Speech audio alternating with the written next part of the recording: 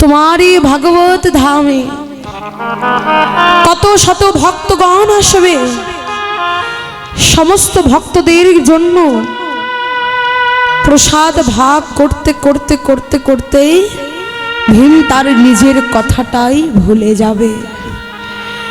যুধিষ্ঠির ডেকে বলছে, বা কৃষ্ণ, সত্যি তুমি সভাপতি। আজকে কৃষ্ণ ডেকে বলছে, দাদা আমি সবাইকে সবে দায়িত্ব দিলাম বটে, নিজের জন্য একটি নয় দুটো কাজ রেখে দিয়েছি। মনোযোগ দিয়ে শুনবে মা। কি কাজ? আজকে ভগবান কৃষ্ণ ডেকে বলছে, দাদা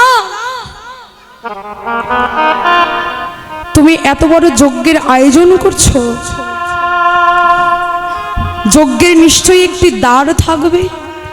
এই যে আপনাদের সামনে যেমন একখানে গেট আছে, যজ্ঞ দ্বার আছে, প্রত্যেকটা যজ্ঞেরই হলো যজ্ঞ দ্বার থাকে। আজকে কৃষ্ণ ডেকে বলছে, দাদা ওই যজ্ঞ দ্বার থাকবে, আমি ওই দ্বারের মাঝে দাঁড়িয়ে থাকবো। কেন? ভগবানের কথা দেখুন, বলে দূর দূরান্ত থেকে যত ভক্ত বৈষ্ণব আসবে, দাদা আমি নিজে দাঁড়িয়ে থেকে সমস্ত ভক্ত বৈষ্ণবের রাতুলে রাঙা চরণ খানি ধুইয়ে দেব। সমস্ত ভক্ত বৈষ্ণবের রাতুলে রাঙা চরণ খানি ধুইয়ে দেব। আর কি করব জানো? সমস্ত ভক্ত বৈষ্ণবেরা যখন প্রসাদ পাবে, প্রসাদ পেয়ে যে এঠো প্রসাদগুলো পড়ে থাকবে, দাদা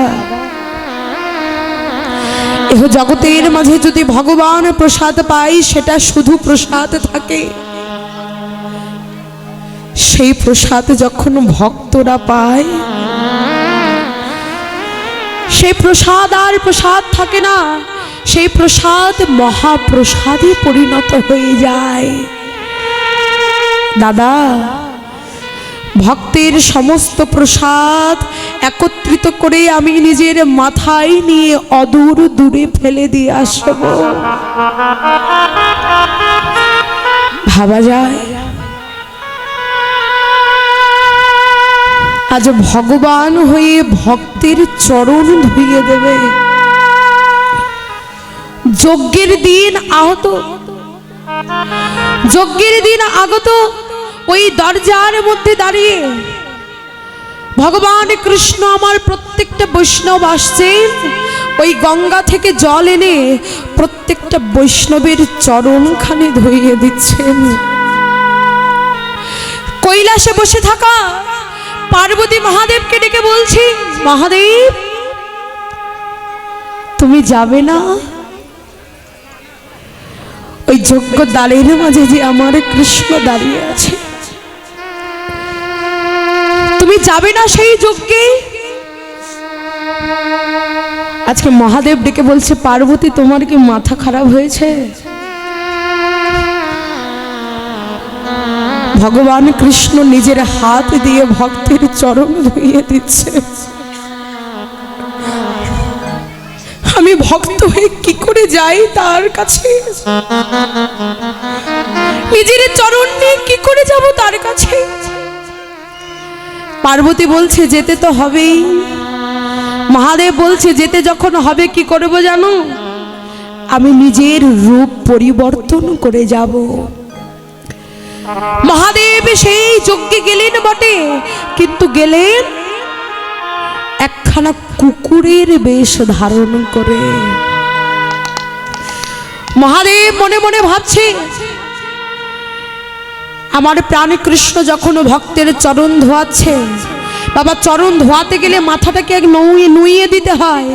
যখনই মাথাকে নুইয়ে দেবে দেখবেন দুই অরুর মাঝখানে ফাঁক হয়ে যায়।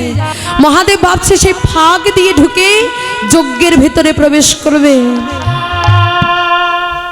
কিন্তু মহাদেব কি জানে না বাবা, আমার প্রাণ গোবিন্দ হলো অন্তর্যামী ভগবান। কৃষ্ণ যখনই ভক্তের চরণ ধোয়াতে তার মাথাখানি নইয়ে দিয়েছে, তার দুই উরুর মাঝখানে যখনই ফাঁক হয়ে গেছে, ভোলানাথ সেই সুযোগে কৃষ্ণের উরুর ফাঁক দিয়ে যেতে নিয়েছে। প্রাণ কৃষ্ণ দুই উরু দিয়ে ভোলানাথের মাথাখানি চেপে ধরে ডেকে বলছে, ভোলানাথ গো, নিতাই গৌর হরে হরে।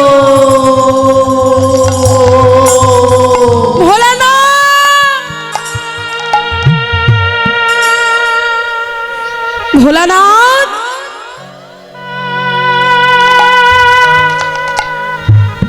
তুমি কুকুরের বেশে এসেছো? ভোলানাথ এটিকে বলছে, কৃষ্ণ আমাকে ছেড়ে দাও, আমাকে ছেড়ে দাও কৃষ্ণ, আমাকে ছেড়ে দাও। ভোলানাথ ডেকে বলছে, না না না না না,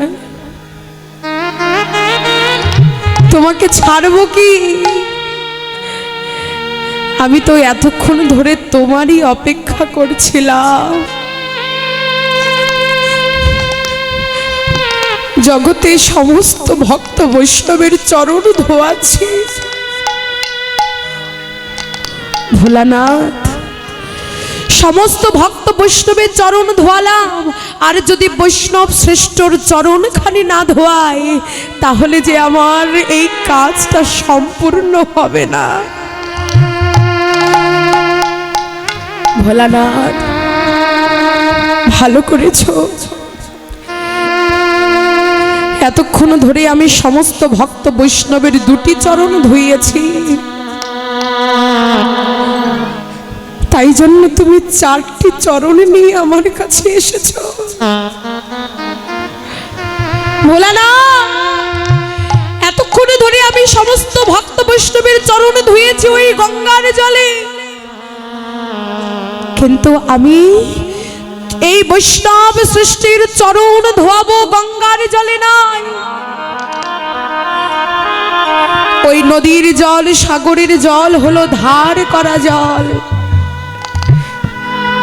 যদি চরণ ধোয়াতে হয়, আমি দুটি নয়ন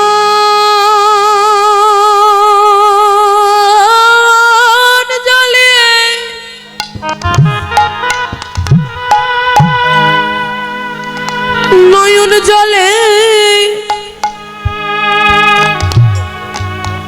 চরণ ধোয়াইব। দুটি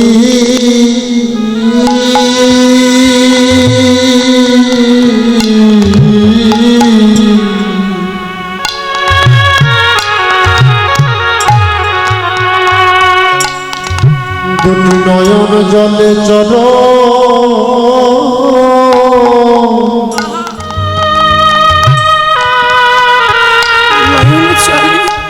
চরণ ধোয়াইব।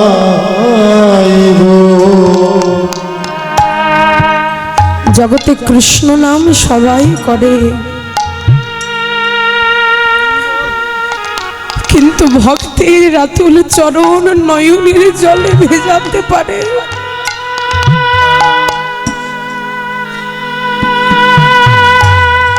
আজ ভগবান হয়ে ভক্তের চরণ খানা নয়নের জলে ভিজিয়ে দিচ্ছে। ভোলানাথ, দুটি নয়ন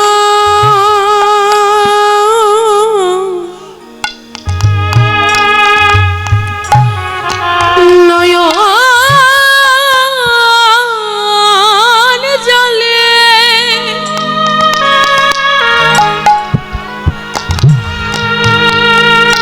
চরণ ধোয়া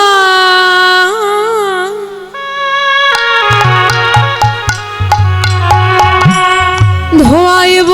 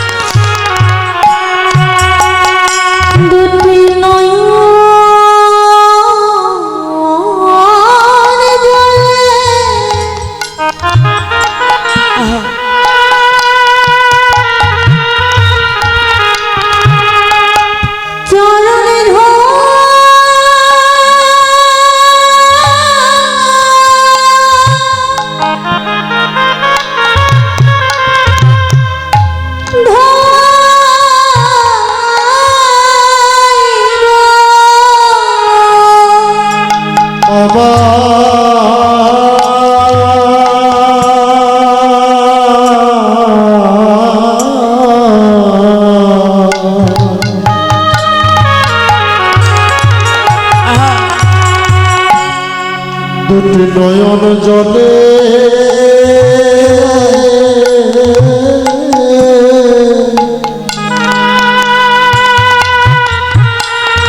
চরণ ধোয়ায় চরণ ধোয়া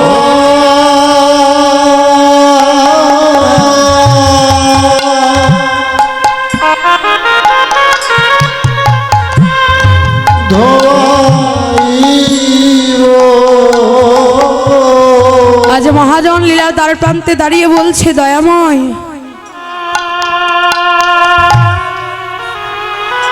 তুমি ভগবান হয়ে ভক্তের চরণখানা ধোয়ালে,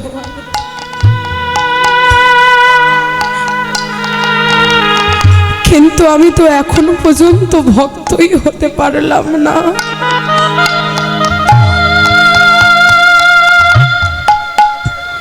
আমি এখনো পর্যন্ত ভক্তই হতে পারলাম না। আমার ভাগ্যে হলো না, হলো না গো ভাগে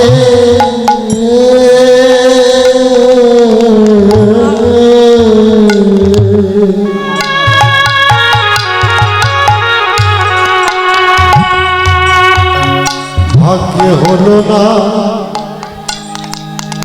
হলো না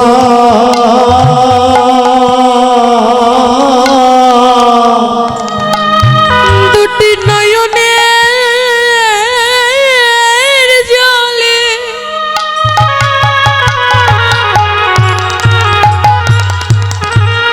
নয়ন জলে ভাষা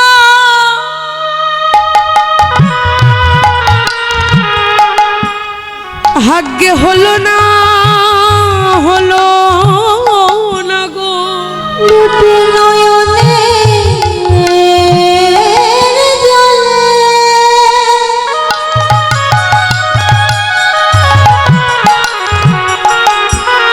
জলে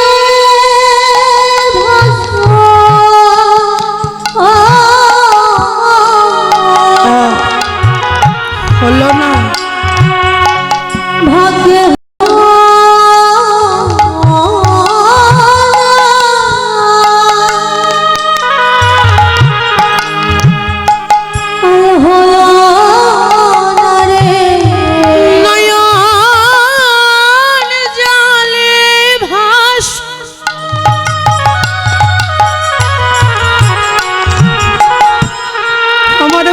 হলো না, হলো না গো দুটি নয়ন জলে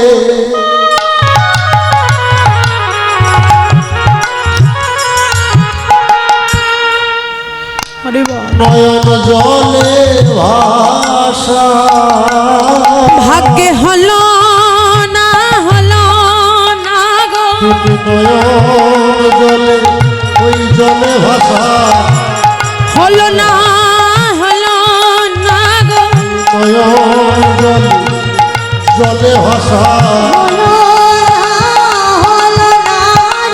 বদনে হরি হরি হরি বলা